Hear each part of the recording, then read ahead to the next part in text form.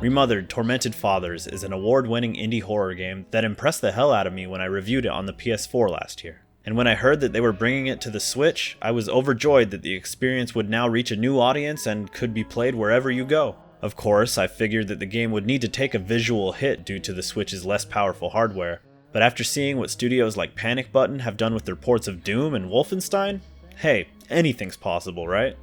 First off, since I've already reviewed Remothered before, I don't think it's worth repeating myself regarding the game's narrative or gameplay mechanics in this video.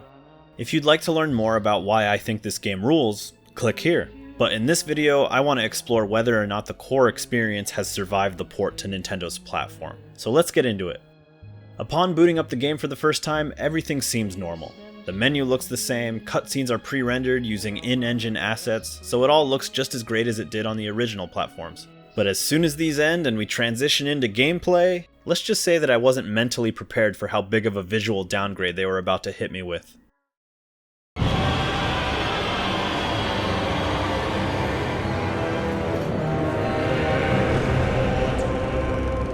God damn, that's rough. It's really jarring. I'm waiting for textures to finish loading in, but the reality is that these are the textures.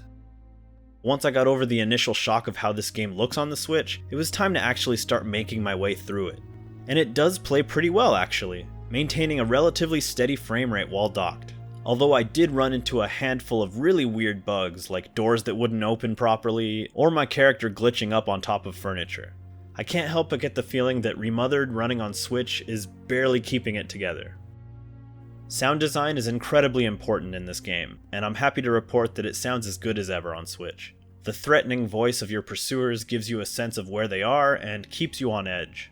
Every footstep or subtle creak of the floorboards is well represented here.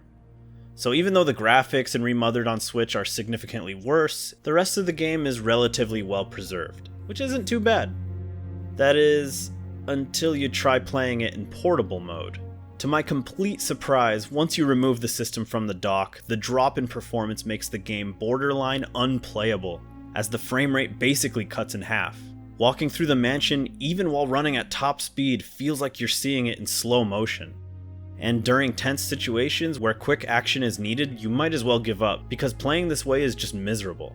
Even as somebody who has completed the game on PS4 at least 3 different times, I found playing through the Switch version in handheld mode basically undoable. I will mention that a few hours before recording this, I received an email from the developer promising that they are working on a patch to quote-unquote address some graphical issues that they plan to complete by October, and they asked me to hold off on this review until then, but this game is out right now. People can see it and purchase it on the Nintendo eShop as I speak.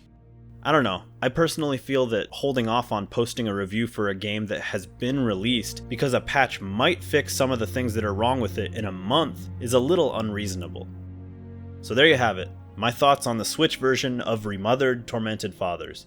I honestly wouldn't recommend this version of the game, far too many sacrifices had to be made, and much worse, it's borderline broken when you try to play it in handheld mode, which is the whole reason that having it on the Switch was supposed to be cool in the first place.